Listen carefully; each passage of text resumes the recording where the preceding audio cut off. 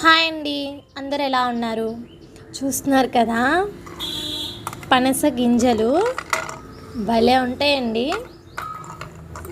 మేము నిన్న బయటికి వెళ్ళినప్పుడు తిన్నాము. ఇవి 20 రూపీస్కి 4 అంటే 4 ఇచ్చారు.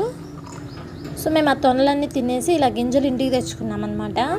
నేను ఇప్పుడు వీటితో ఏం చేసేవాళ్ళం అంటే, నాకు ఇది చూడగానే మా చిన్నప్పుడు మేము చేసేది గుర్తొచ్చింది. ఏంటి అంటే, ఇలా పనస గింజను తీసుకొని ఇక్కడ చూపిస్తున్నాను కదా, ఇది అట్ల కాడకి బ్యాక్ సైడ్ చక్కగా ఇలా గుచ్చేసుకోవచ్చు.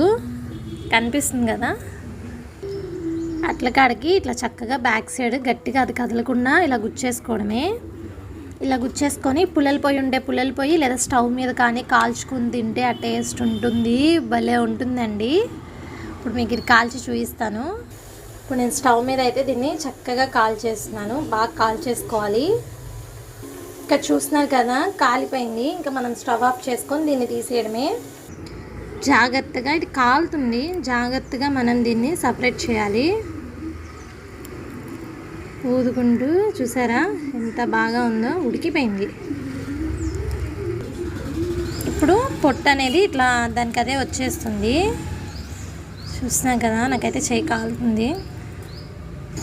చూస్తున్నారు కదా, తింటే టేస్ట్ ఉంటుందండి. మీరు కూడా ఎవరైనా ఇలా తినుంటే నాకు కమెంట్ చేయండి. వీడియో మీకు నచ్చితే లైక్, షేర్ అండ్ సబ్స్క్రైబ్.